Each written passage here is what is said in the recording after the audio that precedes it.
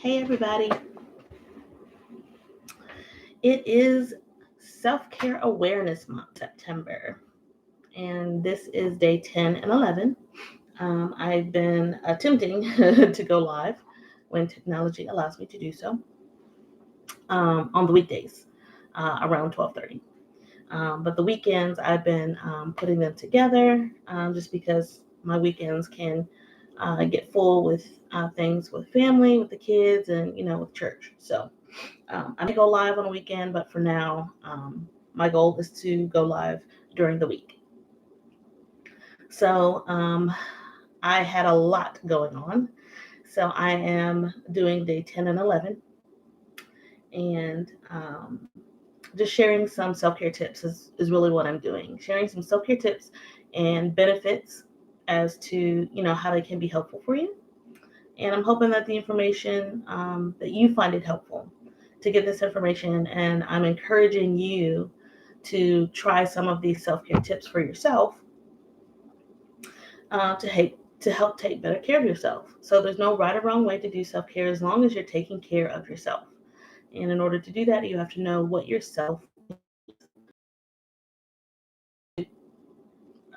some reflection work, for sure, some mindfulness work to be present, to kind of check in with how am I feeling, what do I need, what are the things that I enjoy, things of that nature. And then we also might need to try trial and error with different self-care tips to see what works for us, what we like, what we enjoy. And so I'm offering you 30 tips. Of course, there are thousands, and almost anything can be a self-care tool or tip. Like I said, as long as you're taking care of yourself. So I'm hoping okay, it's looking good. All right. So I'm going to do day 10 and day 11. So day 10 is to learn something new. Oh, and if you want to follow along, if you want to get the full list of the 30-day activities, you can get them at my website, mindfuledgesolutions.com. And you can get a free printable by joining my mailing list. So I try to be transparent, so I'm just letting you know. But I will not bug you. I'll probably send out one, at the most 2 newsletters a month.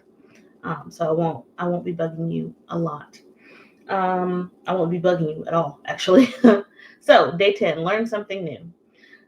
Here are some benefits to us learning something new and why this could be a self-care tool for you to check out. So number one, one good benefit is that learning something new gives you motivation. It gives you motivation to get up. It gives you motivation to do something new. Like, I'm going to learn something new today. To be more active, to give you a sense of purpose. So learning something new, it helps you to get out of the mundane day to day, right? Which is actually number 2. It helps to beat boredom. If you're feeling bored at work, in your job, maybe in life, you're feeling maybe bored. I want to make sure you guys can hear me. Maybe you're feeling bored with the way things are going on in your life right now. Learning something new can help get you out of that rut, help you feel less bored, help you feel, again, more motivated, more active, more willing to do something different. It can also help to boost confidence. It gives you courage to do something new. Once you've tried the first thing, then it gives you courage to try something else. It gives you confidence in facing fears, reducing anxiety, and you tend to feel empowered, especially for some of us who haven't been in school for a very long time. We may feel anxious, we may feel nervous, we may feel self-conscious about taking a class, even if it's no credit, even if it's no grade. Just attempting to learn something new and be in a learning environment. We may feel self-conscious about it because we haven't been in that environment for a long time. So actually doing it can help you to face that fear, and it helps to boost your confidence when you actually do it. because then you get the experience to say, I can do this, even if it's a little different, even if it takes you a little bit longer to grasp the information or to understand it. Give yourself grace, give yourself patience, and allow yourself to go through the process to learn, because it could really benefit your mental health, um, as well as your motivation, your ability to do new things. It actually also keeps us healthy. So it will reshape the brain. I mentioned, I can't remember how many videos back or how many days back, but there's this great, I think she's a psychologist, Dr. Caroline Leaf. I really enjoy her work. She's a Christian and she is a therapist, a scientist, and so she knows how the brain works. I'm a licensed counselor as well, but I don't have a doctorate, so I know how the brain works fairly well. But she's studied the brain at a higher level than me, so she's an expert, I would say, in that area. But what she really breaks down and helps us to understand is that our brain is malleable. So what that means is that your brain can change. And how we change it is by learning something new. And when we learn something new, whether it's a task or a skill or a habit, it actually creates a new pathway. So when we learn things, they create pathways in our brain, so that we can continue going down that pathway whenever we need to use that skill, that information, that behavior, that thought, whatever. And so if we want to create new pathways, we have to learn something new.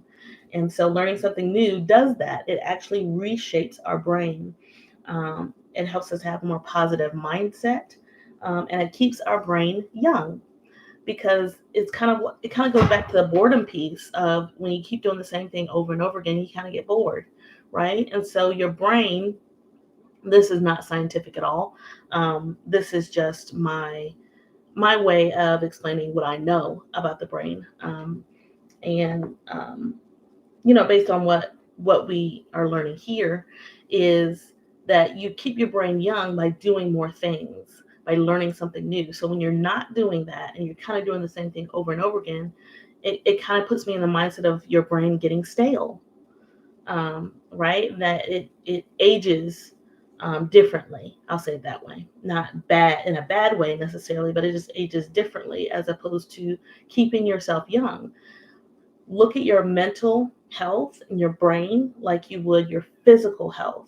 If you're not active, if you sit all day and you never go for walks, you never drink water, you never take care of yourself, your body's going to age differently than it would if you did those activities more frequently, or at all. If you did them at all, your body would age differently than it would if you didn't. And I believe that's the same thing for our brain. So it can keep us healthy when we learn something new. And it helps us to be flexible. So it encourages you to try new things, like I said, to learn you are capable of change, doing something different, and you're capable of growth. It opens you up to new opportunities in life. And it's kind of circling back to that same thing. If you keep doing the same things over and over again, you're not going to be open to new opportunities. You're not going to be encouraged to challenge yourself to do something new. And so it helps us to be flexible, more flexible in our lives when we attempt to learn something new from time to time. It also helps to benefit others. So think about, and I'll get into this tip in a minute, but think about whatever it is you might want to learn new. You might be able to help somebody else with that information, whether you know that before you knew or whether you learned that afterwards. You might just say, I just want to learn this because it's fun. You never know who that might be able to help later on down the road. So it could benefit others. And that's really, I think it's really important for that our helpers out there. So there are plenty of people that love to help.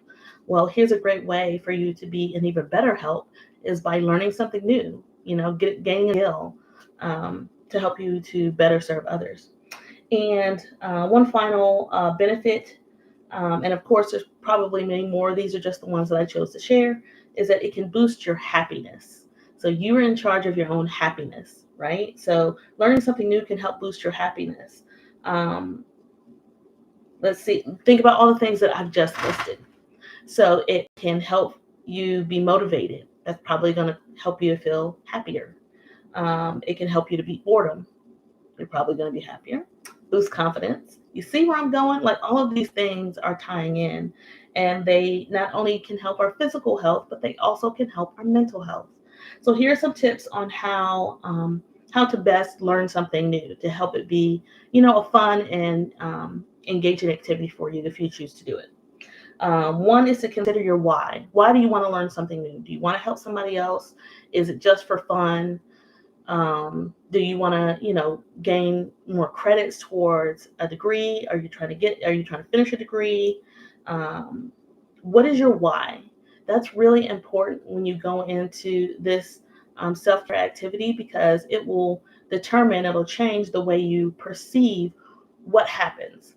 So for instance, if your why is to just do something fun, um, then when you go into whatever this activity is, whatever this thing that you want to learn, if it's challenging, if it's difficult, if you're finding yourself needing some extra help from someone like a tutor, so to speak, or a mentor, you can give yourself more grace and more understanding, because there's really nothing tied to this. I'm not getting paid to learn this new skill. You know what I mean? I'm not, it's not going to prevent me from getting a degree. I'm really just doing this for fun, right? On the flip side, though, if your why is, I want to get a master's, I want to get a doctorate, I want to get associates, I want to get a bachelor's, whatever it is, I want to get this certificate, that changes the way that you deal with this. And so that might not be a self-care thing for you if that's your why. So it's important to know that this may not be a self-care tip for you, or tool for you, if your why um, is to get a degree. But you have to be able to determine that for yourself. You have to know what is taking care of you. If you getting that degree helps you to feel more purpose, like we mentioned, or like I mentioned, it helps you to feel more motivated. It helps to boost your confidence.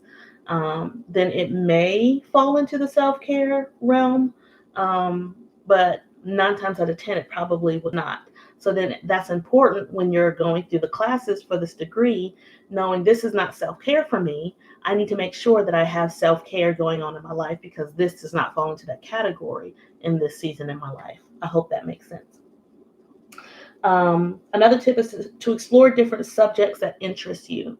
So find out what interests you. Once you figure out what's my why, now what is it that interests me the most, right? Or what is it that I desire to learn more about? And next is to consider your learning style. Is it better for you to be physically in a class with other people? So do you want to learn pottery? So if you are better hands-on, it's going to be hands-on because it's pottery. Duh. But your hands, you learn better by having someone to be there with you to help move your hands in the right way, um, to help to kind of stop and say, oh, that's very interesting. Why don't you try this? Because they can see all angles of what you're doing in this example of learning pottery. Then you want to look for a local class that you can take. But if you are fine with learning online, which a lot of people are doing nowadays, then you can look for an online class. You can find a free one or an inexpensive one. So take into consideration your learning style. And then finally, give yourself grace and patience. Like I said earlier, no matter where this falls in line for you, whether it's a degree, a certificate, just for fun, actual self-care in some form or fashion for you, give yourself grace and patience. Learning something new can be challenging, even if you feel like, well, this is pottery, it shouldn't be that difficult. Well, why don't we accept that it may be difficult for you? You've never done it before, right? So give yourself grace and patience. Take time with yourself and allow yourself to learn something new. Okay. And I wanted to share. So for me, I'm looking at, there's 4 things that I want to learn. So I want to learn about SEO.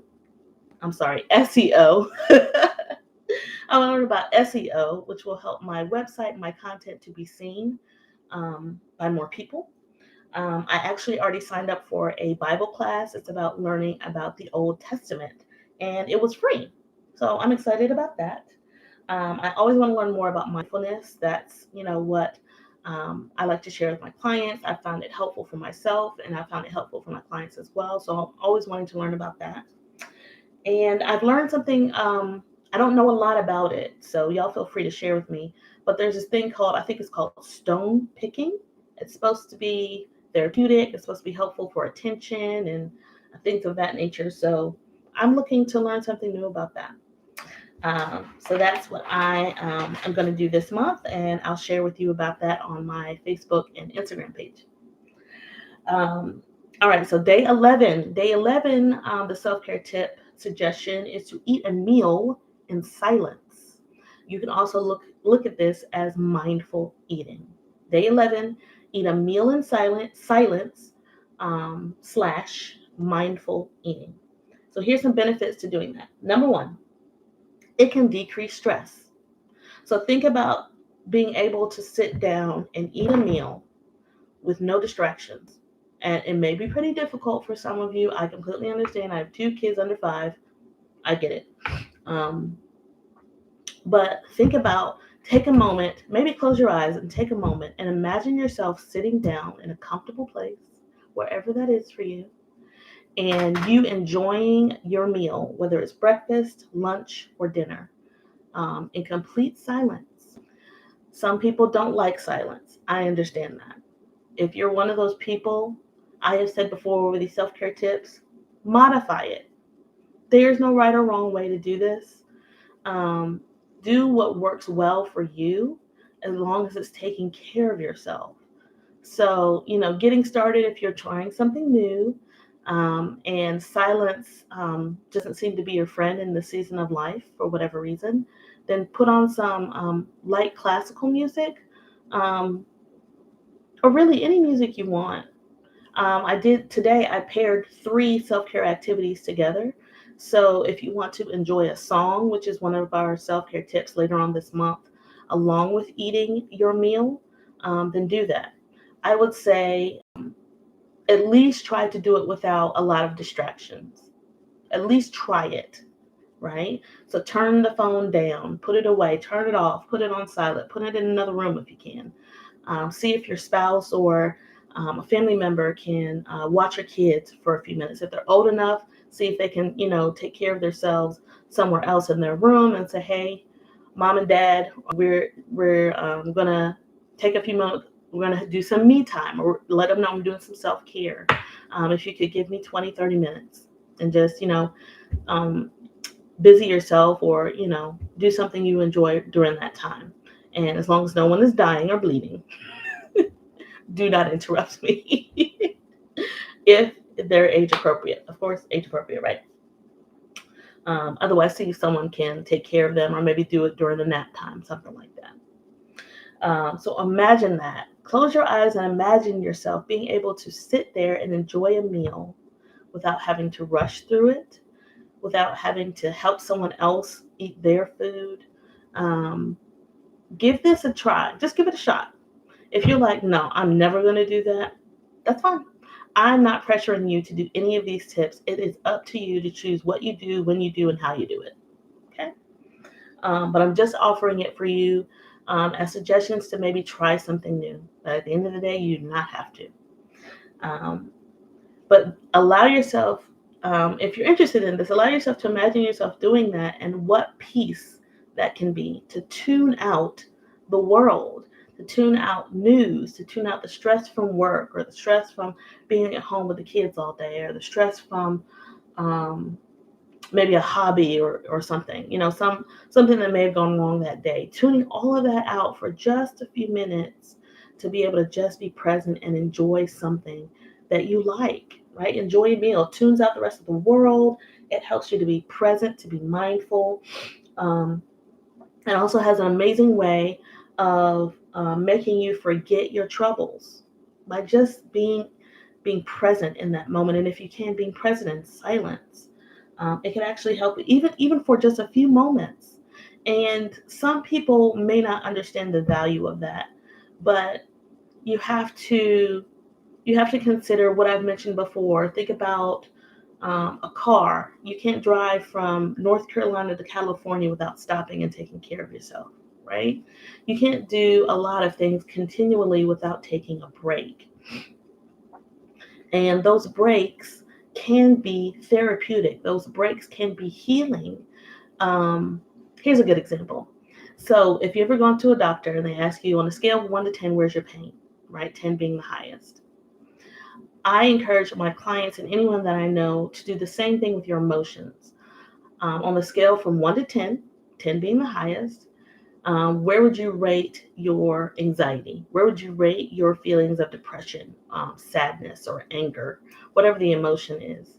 Um, and so I have people to kind of track that throughout the day if they can, at least track in the morning, track at night. And what I help them to understand is if you start seeing a trend, so let's say you track every morning, you wake up and anger is the issue. You wake up angry every day. You notice that every day you wake up angry at a 3, right? And then you notice by the time you get to lunchtime, you're at a 6. Here's why. 3 is your baseline. Wherever you start your day, that is your baseline. That doesn't mean that you have to continue your day that way, though. But that's what a lot of us do. 1, because we're not aware we're at a 3, and 2, we don't know what to do with it. So if you start your day at a 3 on an anger scale of 0 to 10, if you start at 3 and you don't do anything about that 3, you don't even realize you're at a 3, you think this is normal, you think you're at a 0 for whatever reason. Whatever may happen in that day that might cause you to feel angry. Let's say something happens, maybe you're driving to work and someone cuts you off, and that normally would make you angry. And you learn with time that normally will make you angry at a level 3. If your baseline is 3 and this new activity typically sends you to a 3, where does that send you? That I don't do math very well. I don't really like numbers, but that's simple math, right? 3 plus 3 is 6. Now you're at a 6 end of your day, and you're wondering, how did I get here? I got here because I didn't resolve the first level of anger that I experienced today. So if I would have dealt with this, if I would have said, oh, okay, I'm waking up every day to level 3, I need to find some type of self-care activity, some type of de-stress activity. I need to maybe reflect for a minute and find out what's making me angry. Why am I waking up at a 3 every day? I need to assess my life. I need to find a way. Sorry, my chair is loud. I need to find a way to figure out what's going on with me and how can I bring that 3 down to a 0. So if I wake up at a 3 and then bring that 3 down to a 0, that activity that happens later on in the day will now only bring me up to a 3 instead of a 6. That can make a world of difference depending on what happens to you at a level 6 of anger versus what happens to you at a level 3 of anger. Or better yet, what I do at a level 6 of anger versus what I do at a level 3 of anger. Okay?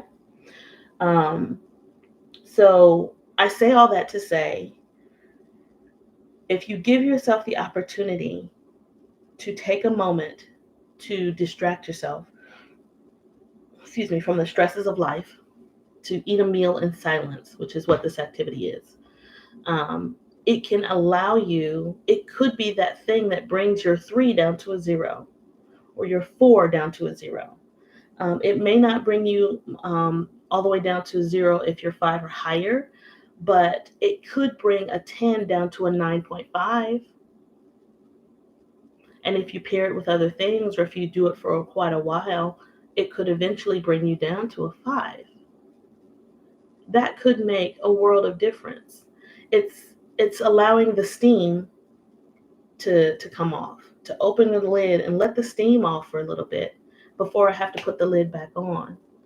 Because life will continue to happen. Things will continue to happen that will attempt to anger you, to cause you to feel anxious, to cause you to feel fearful. And so my job is to take care of my body, my temple, right? in hopes of being able to mitigate those situations and those issues that may arise, to put myself in the best possible posture to be able to handle what might come, because that's out of my control. But I am in my control. For the most part, I am in my control. And so I want you guys to learn the benefit of being able to let off the steam. Okay? It really can make a world difference. So, one benefit to eating a meal in silence or mindful eating is that it can decrease stress. Even if it's just a little bit, that little bit can make a difference. It really can. So, mindful eating is um, taking every single bite and taking in, using as many senses as you can. What does it taste like? What does the food, let's go back to taste. What does it taste like? What are the seasonings that I can taste in this food? Some people can automatically do that. I can't. That would take me a while of mindful eating. Okay. But if you do this long enough, you might be able to determine, oh, I can taste some basil. I can taste oregano or whatever it may be. So what am I tasting? Right? What are the flavors that I'm tasting in this food? What's the texture? You know, is this very smooth meal, food item, whatever it is? Is it um, maybe rough in some way? I don't know. Uh, Taste the texture, enjoy the smell of the food. What does it smell like?